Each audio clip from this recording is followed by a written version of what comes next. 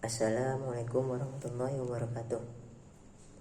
Saya Ridwan Halim, kelas A3, mata kuliah Media Sosial dan E-Marketing, angkatan 2019, ingin menyampaikan materi dari pertemuan pertama hingga pertemuan ke-6. Materi pertemuan pertama adalah perbedaan e-commerce dan e-business.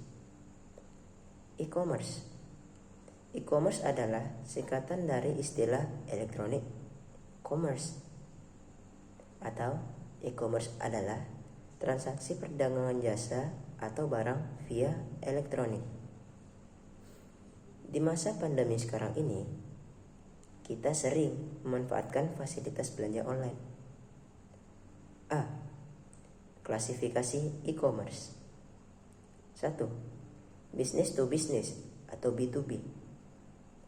Di dalam e-commerce ini, baik penjual maupun pembeli merupakan sebuah organisasi atau perusahaan baik berskala kecil maupun besar.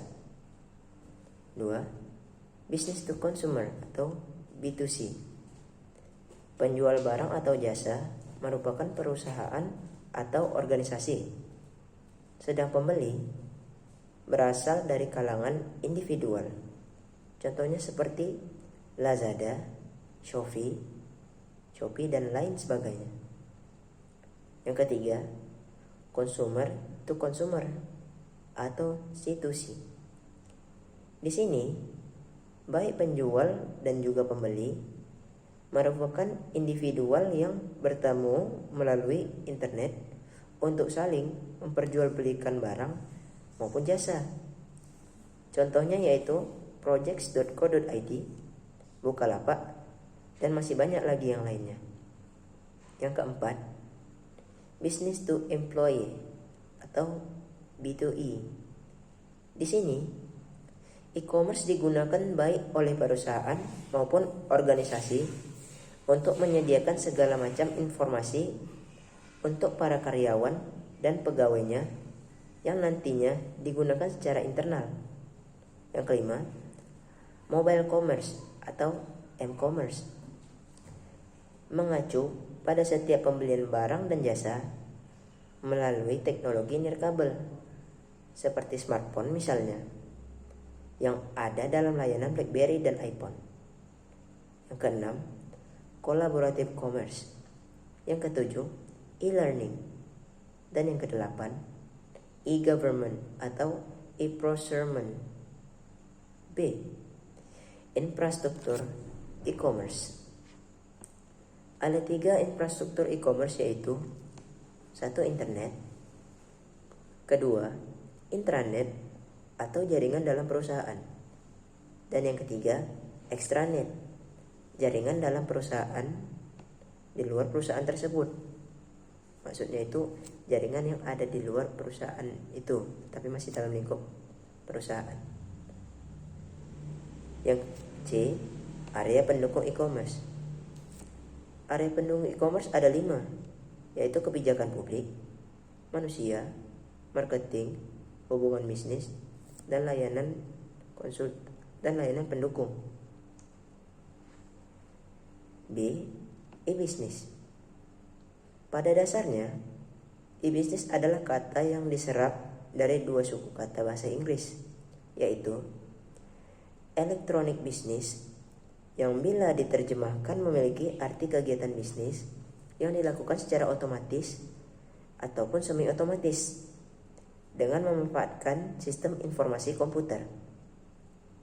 Istilah ini pertama kali diperkenalkan oleh seorang CEO perusahaan IBM yang bernama Lou Gerstner, yang saat itu merupakan salah satu perusahaan yang melakukan sistem operasinya dengan menggunakan teknologi internet. E-business ini memungkinkan suatu perusahaan untuk bisa berhubungan dengan sistem pemrosesan data secara internal dan juga eksternal, lebih efisien dan juga lebih fleksibel. Pengertian e-business yang lainnya ialah kegiatan bisnis secara otomatis atau semi otomatis via sistem elektronik.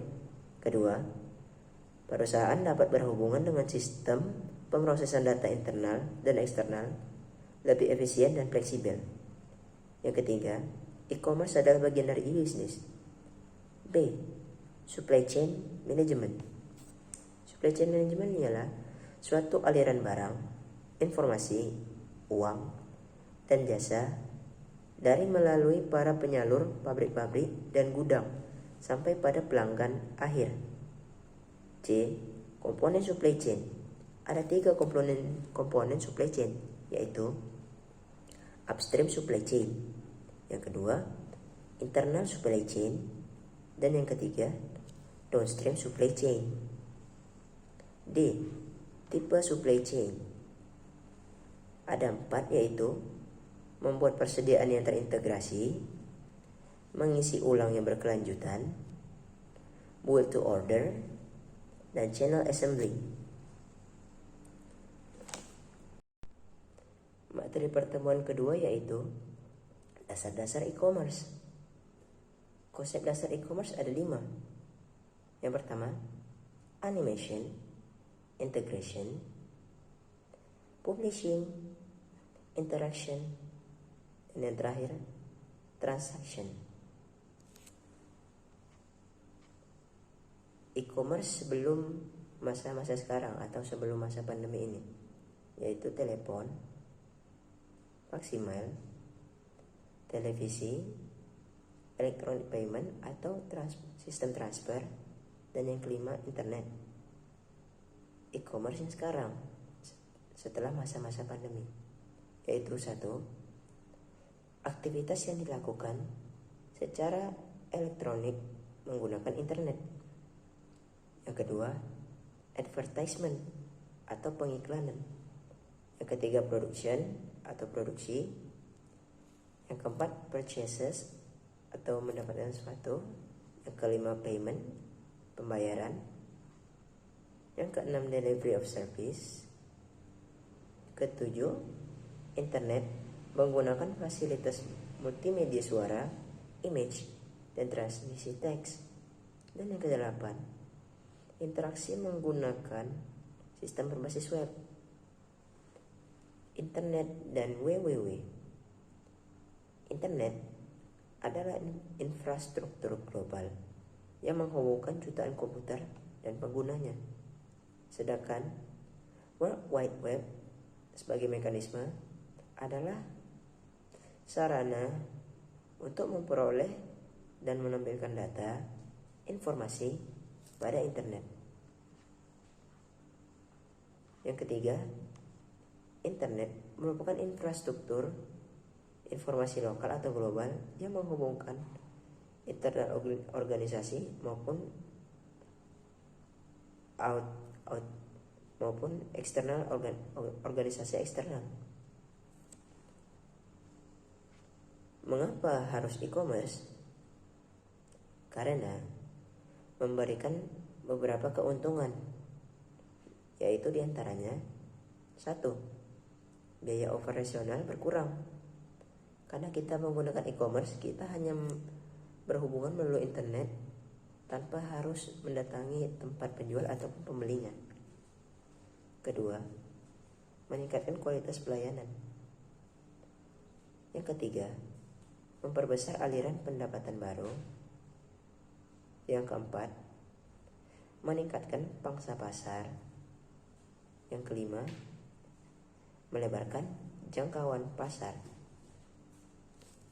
Kerugian dari e-commerce sendiri ialah dari pihak konsumen rasa kurang puas terhadap fisik barang, karena kita melihatnya secara online. Begitu barangnya sudah sampai, ketika barangnya mungkin ada sedikit cacat, ada rasa tidak puas dari konsumen.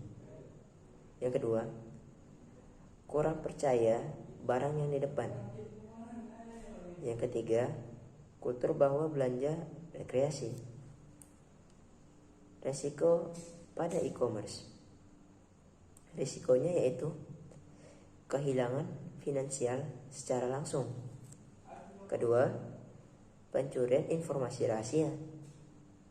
Ketiga, kehilangan kesempatan bisnis. Keempat, akses ke sumber oleh yang tidak berhak. Kelima, hilang kepercayaan dari konsumen. Keenam, kerugian yang tidak terduga. Business to customer. Yang pertama, penjual atau organisasi bisnis. Yang kedua, pembeli atau customer. Yang ketiga disebut juga electronic retail. Yang keempat, toko elektronik di-share pada internet untuk menjual produk pada customer. Customer to customer. Pembeli dan penjual sama-sama customer. Contohnya, toko virtual mempunyai fitur untuk menjual buku bekas yang dipunyai oleh seorang customer ke customer yang lainnya. Model sistem e-commerce: komputer, internet, firewall, web server, application server, dan database. Materi dari pertemuan ketiga yaitu revolusi media digital, revolusi komunikasi. Di awal kemunculannya, generasi baby boomer hanya menggunakan TV sebagai media digitalnya. Kemudian, generasi selanjutnya yaitu generasi X sudah menggunakan komputer sebagai media digitalnya. Dan terakhir, generasi milenial menggunakan teknologi yang lebih mutakhir, yang praktis, dan bisa dibawa kemana-mana, seperti smartphone dan juga tablet. Internet sendiri memiliki arti suatu jaringan komputer global yang menghubungkan jaringan privat dan publik untuk berbagi informasi atau antar lembaga pendidikan, pemerintahan, bisnis, dan masyarakat umum. Internet sendiri mulai digunakan untuk komersial sejak tahun 1995. Internet dikenal sebagai basis atau foundation dari New Digital Network Economy. Karena sangat esensial, di Amerika banyak inisiatif yang dimotori oleh pemerintah untuk menjamin dominasi Amerika di bidang ekonomi baru ini. Dan di negara lain, perkembangan internet sangat eksponensial. Populasi pengguna internet mulai bertambah seiring luasnya penggunaan komputer, dan juga penggunaan internet berdasarkan bahasa. Paling banyak digunakan yaitu bahasa Inggris, yang kedua bahasa Chinese, dan yang ketiga bahasa Spanyol. Definisi e-business dan e-commerce. E-business, pengguna teknologi informasi, khususnya teknologi jaringan dan komunikasi, untuk meningkatkan cara organisasi melakukan seluruh proses bisnisnya atau proses internalnya. Merupakan interaksi bisnis dengan eksternal organisasi dengan memanfaatkan teknologi TI. E-commerce merujuk pada pelaksanaan transaksi bisnis seperti penjualan dan pembelian secara elektronik. Model bisnis tradisional versus model bisnis elektronik. Pada bisnis tradisional, promo dan akses pasar kurang, menggunakan pembukuan manual atau paperwork. Biayanya tinggi dan pasar kurang kompetitif. Sedangkan di bisnis elektronik atau elektronik bisnis, promonya cepat dan aksesnya terbuka lebar. Negosiasinya standar, mudahnya permintaan produk yang bersaing, efisien, dan transaksi sangat fleksibel. siklus penerapan teknologi informasi dalam bisnis. Teknologi hanya dipakai sekedar untuk proses otomatisasi dalam pengolahan informasi. Teknologi bergeser ke arah upaya membangun konfigurasi rantai bisnis yang terintegrasi. Peran teknologi sudah secara nyata mempengaruhi perubahan model bisnis perusahaan. Aplikasi e-bisnis. Ada 5 aplikasi e-bisnis, yaitu ERP atau Enterprise Resource Planning atau Sistem Informasi Pendukung e-bisnis yang menyediakan berbagai macam kebutuhan perusahaan seperti supply chain, CRM, marketing, warehouse, shipping, dan payment, serta mampu melakukan otomatisasi proses bisnis. Yang kedua, CRM atau Customer Relationship Management atau sistem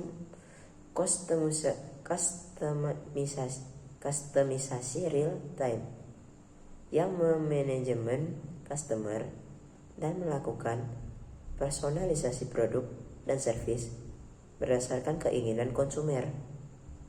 Yang ketiga, EAI atau Enterprise Application Integration merupakan konsep integrasi berbagai proses bisnis dengan memperbolehkan mereka saling bertukar data berbasis message. Yang keempat, SCM atau Supply Chain Management atau manajemen rantai supply secara otomatis dan terkomputerisasi. Dan yang kelima, ECS atau Enterprise Collaboration System atau Collaboration System untuk perusahaan, di mana SDM digerakkan dari kepala unit sampai ke level bawah untuk mengerjakan sesuai SOP yang berlaku. Sales order. Sales order adalah dokumen penawaran penjualan yang diberikan oleh pihak penjual pada pihak pembeli. Dokumen tersebut dibuat untuk mengonfirmasi penjualan produk atau jasa dalam suatu transaksi. Kelebihan dan kekurangan e-bisnis. Kelebihannya yaitu revenue stream atau aliran pendapatan baru yang mungkin lebih menjanjikan dan tidak bisa ditemui di sistem transaksi tradisional. Yang kedua, dapat meningkatkan market exposure atau pangsa pasar. Yang ketiga, menurunkan biaya operasional. Yang keempat, melebarkan jangkauan. Yang kelima, meningkatkan customer loyalty. Yang keenam, memperpendek waktu produksi. Dan yang ketujuh, yang terakhir, meningkatkan value chain atau mata rantai pendapatan. Kekurangan e-bisnis sendiri: 1. Pencurian informasi rahasia yang berharga. Gangguan yang timbul bisa menyingkap semua informasi rahasia tersebut pada pihak-pihak yang tidak berhak dan dapat mengakibatkan kerugian yang besar bagi si korban. Yang kedua, kehilangan kesempatan bisnis karena gangguan pelayanan. Kesalahan ini bersifat kesalahan non-teknis, seperti aliran listrik tiba-tiba padam atau jaringan yang tidak berfungsi. Yang ketiga, kehilangan kepercayaan dari konsumer. Ini karena berbagai macam faktor seperti usaha yang dilakukan dengan sengaja oleh pihak lain yang berusaha menjatuhkan reputasi perusahaan tersebut. Yang keempat, penggunaan akses ke sumber oleh pihak yang tidak berhak. Misalkan, sebuah pembobolan sistem perbankan oleh hacker, kemudian memindahkan sejumlah rekening orang lain ke rekeningnya sendiri. Yang kelima dan yang terakhir, kerugian yang tidak terduga disebabkan oleh gangguan yang dilakukan dengan sengaja, ketidakjujuran, praktek bisnis yang tidak benar, dan kesalahan faktor manusia atau kesalahan sistem elektronik. Faktor-faktor kesuksesan e-bisnis. Terdapat 2 faktor penting dalam menetapkan keberhasilan langkah-langkah untuk masuk dalam e-bisnis. Faktor pertama adalah tingkat kesesuaian dan dukungan aktivitas e-bisnis atas strategi keseluruhan perusahaan. Faktor kedua adalah kemampuan untuk menjamin bahwa proses e-bisnis memenuhi 3 karakteristik kunci yang dibutuhkan dalam transaksi bisnis apapun, yaitu validitas, integritas, dan privasi. Faktor-faktor kegagalan e-bisnis. 1. Tidak ada komitmen yang utuh dari manajemen. Yang kedua, penerapan e-bisnis tidak diikuti proses change management. Yang ketiga, tidak profesionalnya vendor teknologi informasi yang menjadi mitra bisnis. Yang keempat, buruknya infrastruktur komunikasi. Yang kelima, tidak selarasnya strategi teknologi informasi dengan strategi perusahaan. Yang keenam, adanya masalah keamanan dalam bertransaksi. Yang ketujuh, kurangnya dukungan finansial. Yang kedelapan, belum adanya peraturan yang mendukung dan melindungi pihak-pihak yang bertransaksi atau cyber law. Yang kesembilan, menggunakan target jangka pendek sebagai pijakan investasi e-bisnis. Materi dari pertemuan keempat dan pertemuan kelima yang saya gabung menjadi 10 poin penting, yaitu infrastruktur e-bisnis dan pemilihan strategi dan implementasi sistem informasi dalam dunia bisnis. 10 poin pentingnya yaitu pertama, 1. Infrastruktur dasar e-bisnis. Infrastruktur e-bisnis adalah arsitektur hardware, software, konten, dan data yang digunakan untuk memberikan layanan e-bisnis untuk karyawan, pelanggan, dan mitra. Infrastruktur e-bisnis harus memadai, cepat, dan memiliki responsibilitas tinggi, merupakan hal yang sangat penting bagi perusahaan yang mengadopsi e-bisnis. Karena hal tersebut akan mempengaruhi kualitas pelayanan yang dialami oleh pengguna maupun mitra bisnis. Poin penting kedua yaitu proses e-bisnis. Proses bisnis adalah arus kerja bahan baku, informasi dan pengetahuan seperangkat aktivitas. Proses juga mengacu pada cara unik di mana manajemen memilih untuk mengkoordinasikan pekerjaan. Setiap bisnis dapat dilihat sebagai sekumpulan proses bisnis.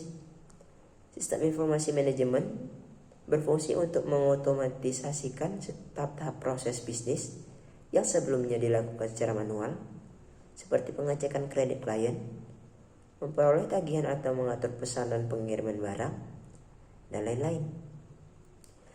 Sebuah organisasi atau perusahaan besar umumnya memiliki banyak sistem informasi berbeda yang dibangun di sekitar fungsi, tingkatan organisasi, dan proses bisnis yang berbeda yang tidak dapat bertukar informasi secara otomatis. Manajer yang akan sangat mungkin mengalami waktu yang cukup lama dan sulit untuk menyatukan data yang dibutuhkan untuk mengambil keputusan yang komprehensif dan menyeluruh dari operasi organisasi atau perusahaan. Sistem informasi manajemen dan teknik informatika mengubah informasi, menggantikan langkah berurutan dengan tugas yang dapat dilakukan bersamaan secara paralel, dan menghilangkan penundaan pada pembuatan keputusan dengan teknologi online. Poin penting ketiga yaitu aplikasi perusahaan. Seperti di pertemuan ketiga tadi, ada 5 aplikasi perusahaan. Aplikasi perusahaan merupakan sistem yang melingkupi area fungsional, berfokus pada menjalankan proses bisnis di dalam perusahaan, termasuk seluruh tingkatan manajemen. Aplikasi seluruh perusahaan merupakan membantu bisnis untuk lebih fleksibel dan produktif dengan mengkoordinasikan proses bisnis dengan lebih dekat dan mengintegrasikan sekelompok proses agar mereka berfokus pada pengelolaan sumber daya yang efisien dan pelayanan pelanggan. 5 aplikasi perusahaan itu yaitu Enterprise Resource Planning, System Application and Product in Data Processing, Supply Chain Management, Customer Relationship Management, dan yang terakhir Decision Support System. Poin penting yang keempat yaitu Enterprise Application Integration. Masalah umum yang terjadi seputar penggunaan aplikasi perusahaan adalah masalah yang menyangkut integrasi dengan sistem yang telah ada, di mana sistem yang telah ada masih memiliki manfaat yang signifikan sehingga lebih efisien dan efektif bila mana sistem tersebut dipertahankan. Masalah yang menyangkut integrasi beberapa sistem yang berbeda sebagai konsekuensi pilihan aplikasi yang berbeda untuk setiap fungsi perusahaan sesuai dengan kelebihan yang dimiliki oleh masing-masing vendor seperti SAP untuk ERP, Slabel untuk CRM, dan Sugar untuk SCM. Enterprise Application Integration merupakan solusi untuk masalah tersebut karena Enterprise Application Integration merupakan aplikasi yang mampu untuk mengintegrasikan seluruh sumber daya sistem informasi yang berbeda platform. Poin penting yang kelima, sistem kolaborasi dalam kerja kelompok.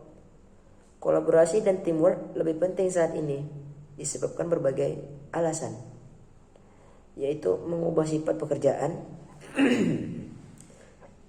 pertumbuhan kerja profesional, mengubah organisasi perusahaan, penekanan inovasi, mengubah budaya kerja dan bisnis. Poin penting yang keenam yaitu perencanaan e-bisnis. Dalam bagian proses perencanaan e-bisnis difokuskan kepada pemilihan pendekatan yang inovatif untuk memuaskan nilai pelanggan dari suatu perusahaan dan tentu saja untuk mencapai tujuan bisnis suatu perusahaan. Proses perencanaan ini akan menuju kepada pembentukan strategi dan model-model bisnis untuk suatu platform e-bisnis dan e-commerce yang baru, termasuk perubahan proses, produk, dan pelayanan. Kemudian, perusahaan mengembangkan suatu strategi IT dan arsitektur IT yang mendukung pembentukan dan pengimplementasian aplikasi e-bisnis baru yang direncanakan. Poin penting yang ketujuh, proses perencanaan e-bisnis. Proses perencanaan e-bisnis ini terdiri dari 3 komponen utama, yaitu 1. Pengembangan strategi. Pada tahapan ini, perusahaan harus mengembangkan suatu strategi e-bisnis dan e-commerce yang mendukung visi bisnis perusahaan dan menggunakan teknologi informasi untuk membuat suatu sistem e-bisnis yang memfokuskan kepada pelanggan dan nilai e-bisnis. Yang kedua, resource management.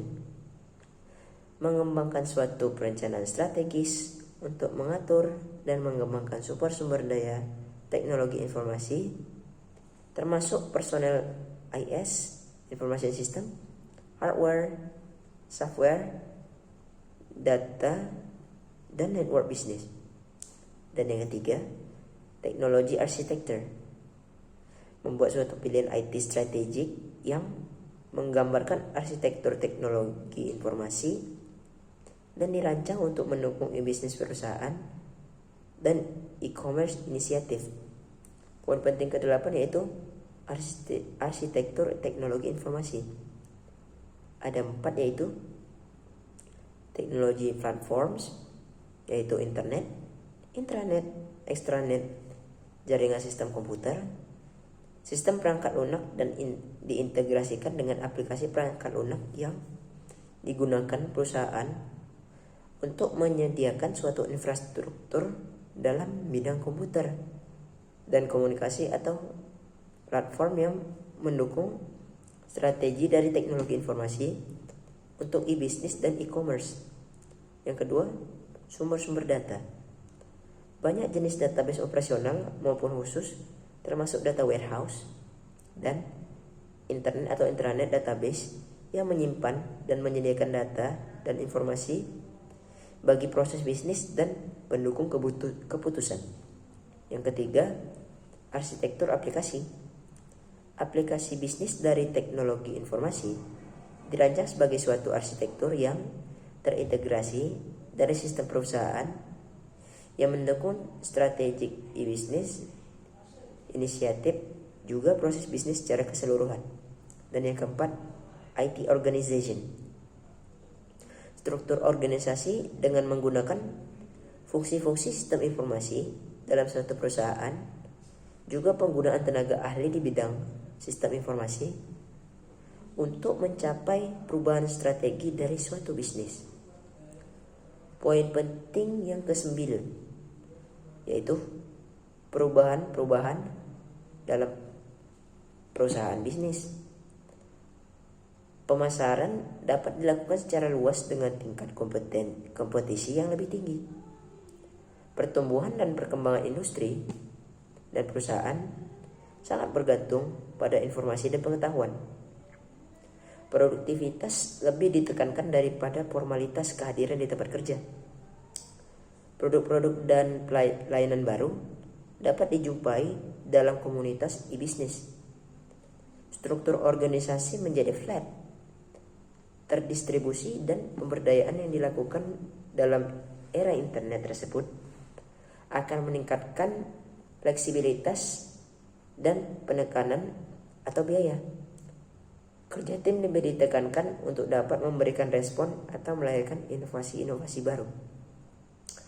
Poin penting yang ke-10 yaitu e-produk. Produk yang disebut e-produk yaitu berupa informasi, entertainment, jasa, barang, dan keuangan. Materi dari pertemuan ke-6 yaitu e-business supply chain management dan implementasinya. Supply chain management adalah jaringan perusahaan yang secara bersama-sama menciptakan dan mengantarkan suatu produk ke tangan pemakaian akhir. Perusahaan tersebut termasuk supplier, pabrik distributor, toko atau retail, serta perusahaan pendukung seperti jasa logistik. Ada 3 macam hal yang harus dikelola dalam supply chain, yaitu aliran material, informasi, dan keuangan. Tujuan supply chain yaitu 1. Memaksimalkan keseluruhan nilai. Contohnya, penjualan sebuah router diperoleh pendapatan sebesar $60. Rantai pasukan menimbulkan biaya-biaya informasi, penyimpanan, transportasi, komponen, perakitan, dan lain-lain. Keuntungan rantai pasokan sama dengan $60 dikurang jumlah biaya. Keuntungan rantai pasokan atau total laba dibagikan di semua tahap rantai pasokan. Kedua, pelanggan merupakan sumber pendapatan. Sumber biaya adalah arus informasi, produk, dan finansial yang terjadi di antara tahapan-tahapan rantai pasokan. MRP yang efektif adalah manajemen arus di antara tahap-tahap rantai pasokan untuk memaksimalkan jumlah keuntungan supply chain. Masalah pada supply chain yaitu rantai pasokan bisa sangat panjang karena melibatkan banyak mitra internal dan eksternal yang terletak di tempat yang berbeda. Bahan dan informasi harus mengalir di antar beberapa entitas. Proses transfer ini bisa lambat dan rawan kesalahan, terutama ketika ditangani secara manual. Perusahaan dapat meningkatkan peramalan permintaan mereka dengan menggunakan teknologi informasi. Tantangan mengelola supply chain. Tantangan pertama yaitu kompleksitas struktur supply chain. Yang tantangan kedua yaitu ketidakpastian. Supply chain versus SCM. Supply chain adalah jaringan fisiknya, yakni perusahaan yang terlibat dalam memasok bahan baku, memproduksi barang maupun mengirimkan ke pemakai akhir. SCM adalah metode alat atau pendekatan pengelolaannya. Komponen SCM yaitu upstream supply chain. Contohnya kegiatan upstream untuk pabrik perakitan sebagai fokus dari rantai pasokan. Yang kedua komponennya yaitu internal supply chain. Dan yang ketiga downstream supply chain. Area cakupan supply chain management. Apabila mengacu pada sebuah perusahaan manufaktur, kegiatan utama yang masuk dalam klasifikasi supply chain management adalah merancang produk baru, mendapatkan bahan baku, merencanakan produksi dan persediaan, melakukan produksi, dan melakukan pengiriman. Manfaat supply chain management secara tidak langsung.